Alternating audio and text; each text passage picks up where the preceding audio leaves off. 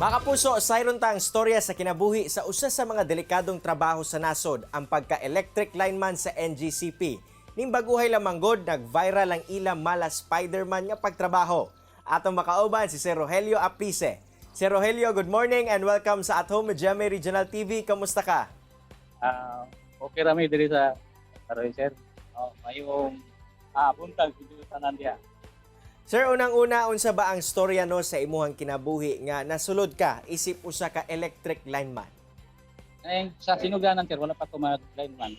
Walang mag-uumalang taon ko sir kay wala man ko'y nahuman nga kurso. Grade 2 ram po ko. Ato pa naghilipir lang ko sa lineman. Ingon man ang among supervisor nga pwede ra na mag-lineman bisan kung walay grado. Muna nga ako nag-trainee pagka-lineman. So sa pila ka tuig na kong trainee, karon ko nga mahimong lineman. Nga nakamaon ako sa tanan nga trabaho sa pagka-lineman. Mao ni karon na hagikan sa pag-edad nako 35 hangtod karon. Lineman ako. Nag-lineman ko. Kanang among gitrabaho sir, dili pud nga ingon nga kung sana wala po na siya kuryente.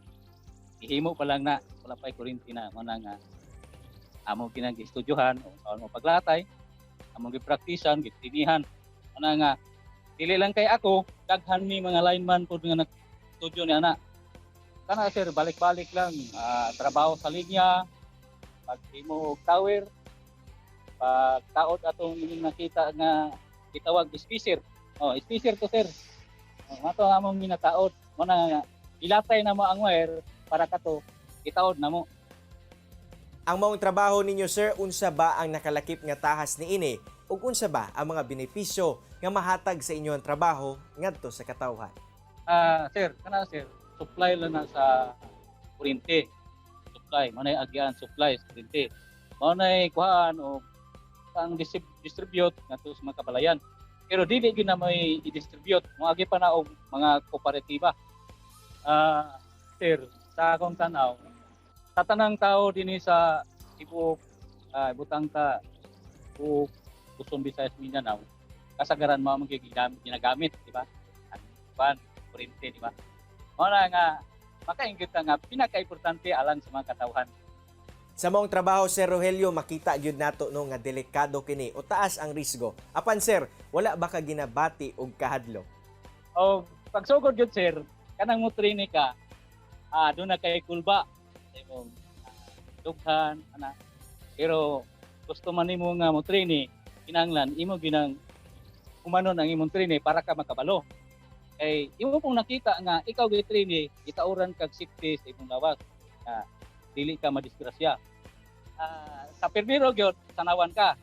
Pero sa dihanan nga balik-balik nga kagsaka adlaw-adlaw gikan na atong 30 anyos pa 35 anyos pa ko hangtod karon. Dili nakabation og sadaw kay nagbalik-balik naman kag saka sa imong trabaho kay adlaw-adlaw man imong gitrabaho.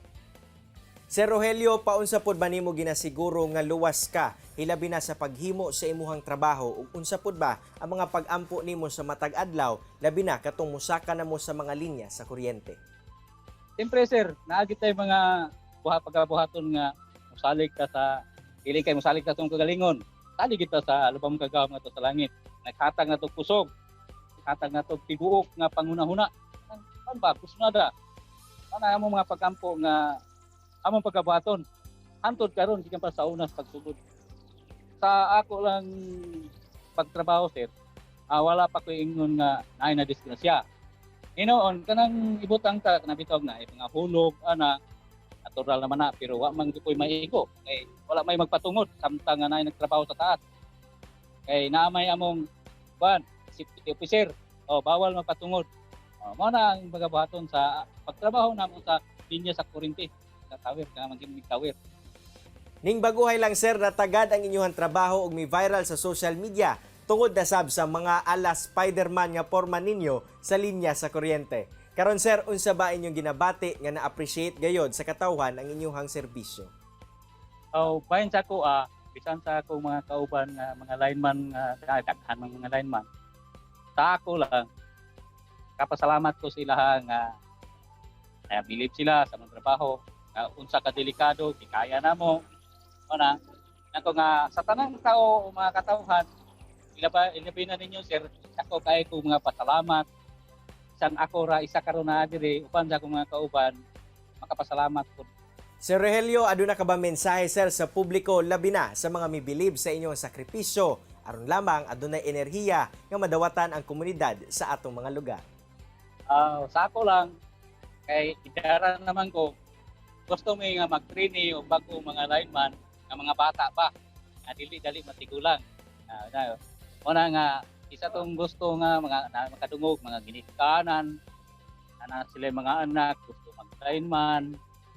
Ako lang tahan nyo, dili ninyo pugnan, kay kana, katabang na sa ato ang buwan, ato ang supply linya sa kuryente. Inangano, kayo wala na yung mga lineman, maabot man yung panahon nga ang tower naman yung mga ilisanan, wala na yung trabaho ni ana mo na nga katong mga ginikanan, mga kita, na nakita, delikado din kayo, pero ayaw mo kabalaka, mo mahadlok, kay safety yun na ang mga trabaho. Kaya ako ni abot na ko pinakatuig, sana idara na ko karon 51 anyos na ko, kaluoy sa Ginoo, uban sa mga pag-ampo.